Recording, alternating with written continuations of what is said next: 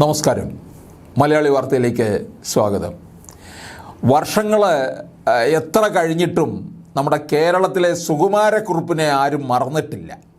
പുതിയ തലമുറയിലുള്ളവരും സുകുമാരക്കുറുപ്പെന്നുള്ള പേര് കേട്ട് പഴയ കഥകളൊക്കെ അവർ ചികഞ്ഞെടുത്ത് മനസ്സിലാക്കി വെച്ചിട്ടുണ്ട്. പക്ഷെ ദാ ഇപ്പോൾ തമിഴ്നാട്ടിലും സുകുമാരക്കുറുപ്പ് മോഡൽ കൊലപാതകം നടന്നിരിക്കുന്നു.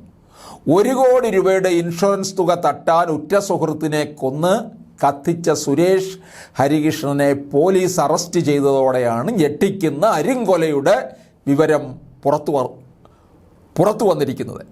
ഇയാളെ സഹായിച്ച കീർത്തി, രാജൻ, ഹരികൃഷ്ണൻ എന്നിവരും അറസ്റ്റിലായിട്ടുണ്ട്. ഐനാപുരം സ്വദേശി ദിലീപ് ബാബുവാണ് കൊല്ലപ്പെട്ടത്.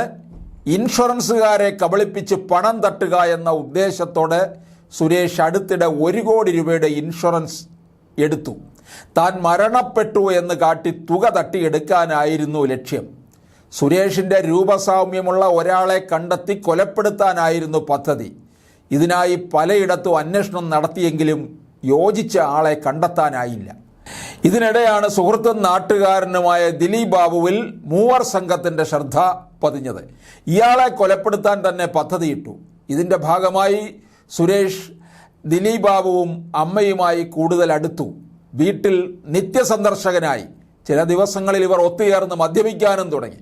കഴിഞ്ഞ സെപ്റ്റംബർ 13 ദിലീപ് ബാബുവിനെയും കൂട്ടി മൂവർ സംഘം ചെങ്കൽപ്പേട്ടിനടുത്തുള്ള ആളൊഴിഞ്ഞ കെട്ടിടത്തിലെത്തി. ഇവിടെ ഇരുന്ന് മദ്യപിച്ചു. ദിലീപ് ബാബു മദ്യലഹരിയിലായതോടെ അയാളെ കഴുത്ത് ഞെരിച്ച് കൊലപ്പെടുത്തുകയും മദ്യപിച്ച കുടിലിന് സമീപത്ത് വെച്ച് മൃതദേഹം പൂർണ്ണമായും കത്തിക്കുകയും ചെയ്തു. തുടർന്ന് സുരേഷ് ഒളിവിൽ പോയി. സുരേഷ് തീപിടിച്ച് മരിച്ചെന്ന് വിവരം ലഭിച്ചതോടെ സ്ഥലത്തെത്തിയ ബന്ധുക്കൾ മൃതദേഹം ഏറ്റുവാങ്ങി സംസ്കരിക്കുകയും ചെയ്തു. തുടർന്ന് ഇൻഷുറൻസ് തുക ലഭിക്കാനുള്ള നടപടികളും ആരംഭിച്ചു.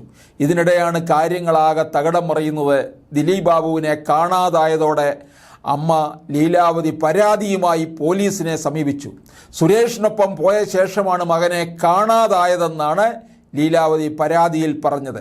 പരാതി നൽകിയെങ്കിലും അതിൽ തുടർ നടപടികൾ ഒന്നും ഉണ്ടാകാതെ വന്നതോടെ ലീലാവതി കോടതിയെ സമീപിച്ചു. കോടതി ഇടപെടൽ ഉണ്ടായതോടെ അന്വേഷണം ഊർജിതമായി.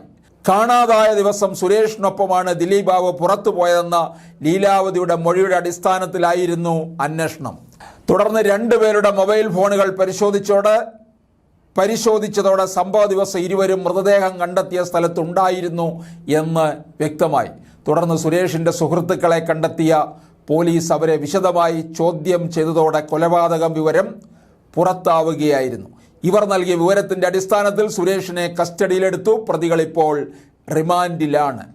1984 ജനുവരി 21 സുകുമാരക്കുറുപ്പ് ചാക്കോ എന്ന ചലച്ചിത്ര വിതരണ കമ്പനി ജീവനക്കാരനെ ക്രൂരമായി കൊലപ്പെടുത്തിയത്. ആലപ്പുഴ ചെങ്ങന്നൂരിനടുത്തുള്ള കൊല്ലകടവെന്ന സ്ഥലത്ത് വെച്ചായിരുന്നു ഇത്. കാറിൽ വെച്ച് ശ്വാസം മുട്ടിച്ച് കൊലപ്പെടുത്തിയ ശേഷം ശവശരീരം തൻ്റെ കാറിലിട്ട് ചുട്ടുകരിക്കുകയായിരുന്നു. താനാണ് മരിച്ചതെന്ന് തെറ്റിദ്ധരിപ്പിച്ച് ഇൻഷുറൻസ് തുകയായി 30 ലക്ഷം രൂപ തട്ടിയെടുക്കുകയായിരുന്നു പദ്ധതി. പക്ഷേ പോലീസ് അന്വേഷണം എല്ലാം പൊളിച്ചു. കൊലപാതകത്തിൽ സുകുമാരക്കുറുപ്പിനെ സഹായിച്ച 2 സഹായികൾ അറസ്റ്റിലായി. ഇവർ ജീവപര്യന്തം തടവിന് ശിക്ഷിക്കപ്പെടുകയും ചെയ്തു. പക്ഷേ സുകുമാരക്കുറുപ്പ് എവിടെയാണെന്ന് ഇപ്പോഴും അറിയില്ല. പലയിടത്തു വെച്ചും സുകുമാരക്കുറുപ്പിനെ കണ്ടെന്നും അയാൾ മരിച്ചെന്നുമുള്ള കഥകൾ പ്രചരിക്കുന്നുണ്ട്. പക്ഷേ സുകുമാരക്കുറുപ്പ് ഇപ്പോഴും കാണാമറയത്ത് തന്നെയാണ്.